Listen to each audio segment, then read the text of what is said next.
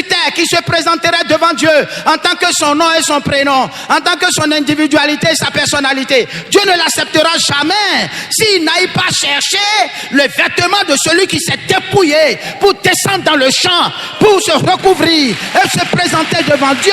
Il ne sera pas accepté. Et le mot Betale Bissé, c'est le bel homme fille. Des nazés, des sous-noms pour encore et tant pour moi, il m'a eu gon, pour le coronado, boni meneo, menele mazé, mais des mawan de bois, beau joyeux de dobois, roué le taille, tombé aussi à Oudoa, et de retour de Nasséa.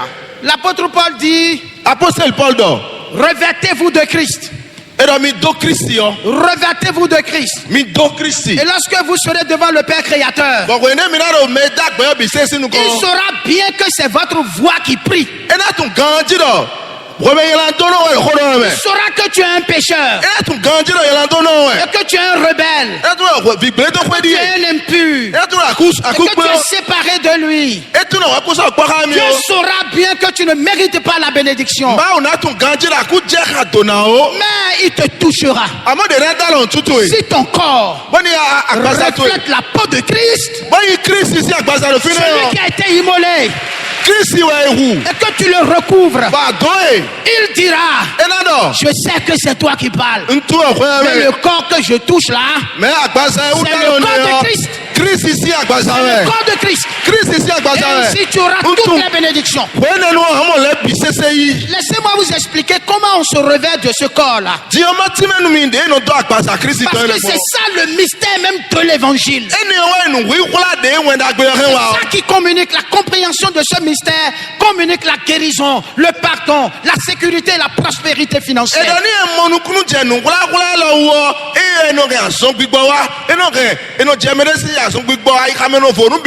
Ça me fait mal quand on demande à plusieurs chrétiens quel est le mystère de la rédemption, quel est le mystère de l'évangile. Et il commence à citer des versets. Jean 3,16 dit, et Romains 3,23 dit, non, ce dont nous parlons, c'est un mystère qu'on perçoit, dont on a la révélation et dont on se revêt.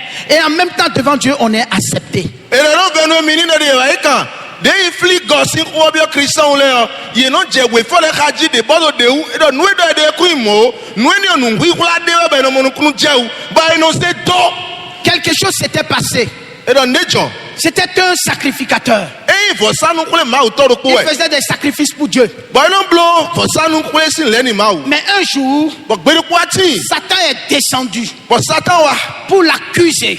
Et il est écrit dans le livre de Zacharie que Satan se plaçait à sa droite pour l'accuser.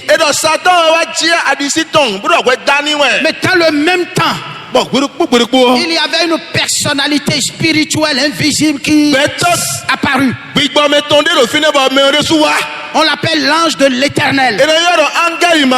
Quand il a apparu, alors que Satan était en train d'accuser cet homme, pourquoi Satan l'accusait? Parce qu'il est écrit qu'il était dans un vêtement sale.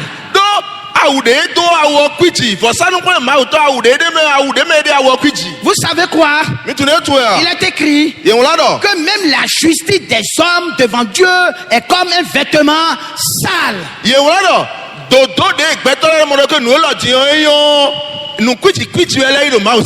Dieu ne t'a pas affecté la justice d'en haut, et que tu fais des œuvres de justice sur la terre, tu es dans un vêtement sale.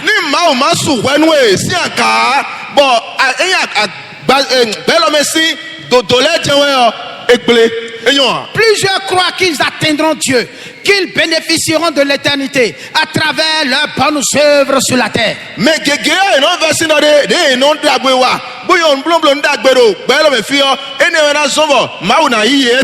non, allons demander au sacrificateur Josué. Il était sacrificateur de Dieu très haut, cependant, eh bien on a eu de quoi l'accuser. Dans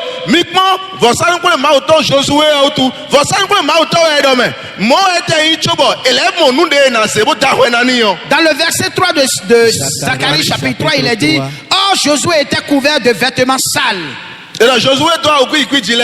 et se tenait debout devant l'ange. L'ange prenant la parole dit à ceux qui étaient devant lui, ôtez-lui les vêtements sales. Puis il dit à Josué, je t'enlève ton iniquité et je te revêt d'un habit de fête. Vous savez, il y a un vêtement qu'on appelle habit de fête qui se trouve auprès de Dieu. C'est un vêtement de noces. Et ce vêtement, Dieu nous les a réservés. Et il dit que nous pouvons les laver dans le sang de l'agneau. Une fois nous avons ce vêtement, nous pouvons les laver dans le sang de l'agneau. Et je vais vous expliquer tout à l'heure comment laver son vêtement, son fin lin, dans le sang de l'agneau.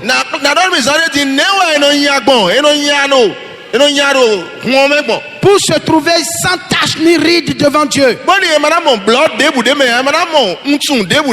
Tout chrétien de par le monde entier, de toutes les générations, qui ne sait pas comment laver son vêtement de noces dans le sang de l'agneau, va salir sa robe de mariage avant le jour du mariage.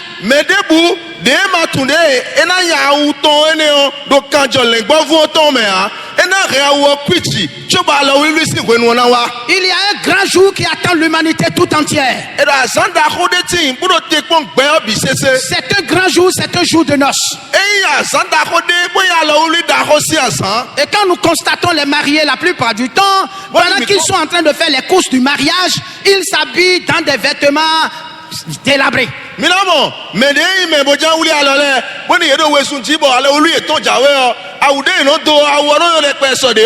Pendant que vous les voyez en train de faire des courses de mariage, vous les voyez dans jeans déchirés, dans robe déchirée, dans habits sales, ils s'en foutent parce qu'ils sont en train de préparer leur grand jour. Et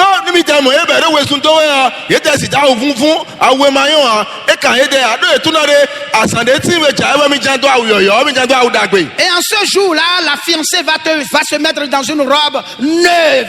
Et le fiancé va se mettre dans un costume neuf.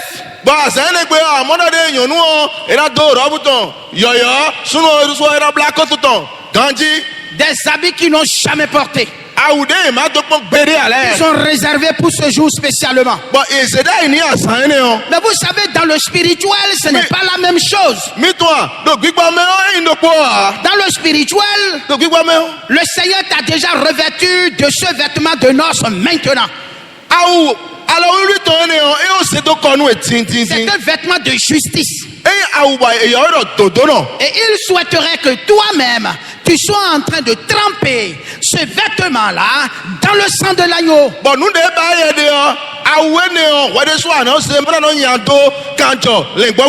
Jésus a conté une parabole de l'enfant prodige. Et puis cet enfant a pris toute sa richesse qui lui revenait comme héritage et il est parti dans un pays lointain pour les gaspiller.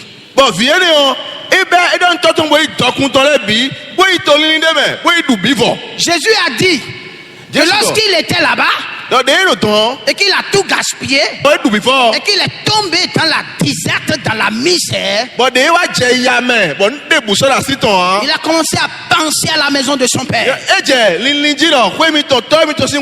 Si ce matin tu peux penser à la maison du Père Céleste, quelque chose va se passer dans ta vie.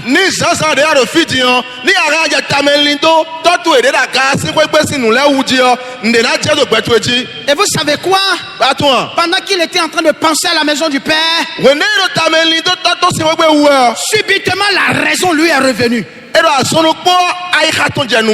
C'est lorsqu'on pense à la maison du Père que la raison revient. Et il a dit, je me retournerai chez mon père. Et il a pris la décision de se retourner. Et quand il partait, il pensait à une seule chose: comment mon père va me recevoir? Et vous savez quoi? Quand il était encore à la porte, le père l'a aperçu de loin. Le père a dit deux choses. En premier, il dit, mon fils qui était mort est revenu à la vie. Et la deuxième parole, il dit, prenez une belle robe et mettez-le lui sur le corps.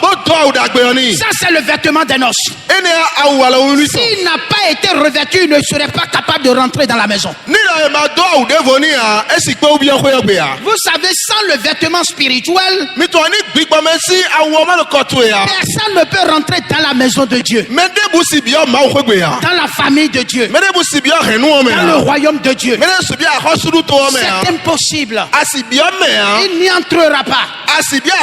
Parce que si jamais il tente d'y entrer sans le vêtement, quelque chose va se passer. Jésus était en train de parler de ce qui va se passer. Et il dit, ce qui va se passer, ce sera comme un roi qui organise un festin de noces pour son fils. Et il a invité ses honorables invités. Il a invité des cadres et des personnalités. Mais malheureusement, en ce jour-là, ces personnes étaient occupées. Ils étaient occupés. Ils sont allés vaquer à leur occupation. Ils avaient des urgences. Je veux croire que vous êtes là ce matin parce que vous avez laissé de côté vos urgences.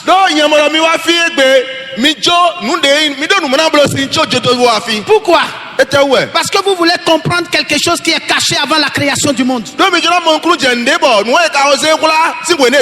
Et qui est le moyen par lequel Dieu peut nous compter parmi ses invités. Aussitôt le roi appela ses serviteurs. Et il a dit, venez, ceux à qui nous avons adressé des lettres d'invitation, des cartes d'invitation, ils sont pas venus. Ils sont occupés. Alors vous, faites ceci. Allez dans les rues, dans le quartier, dans les maisons, invitez des gens. Et il est écrit que systématiquement la salle fut pleine. Je crois que le Seigneur vous comptera parmi ses honorables invités.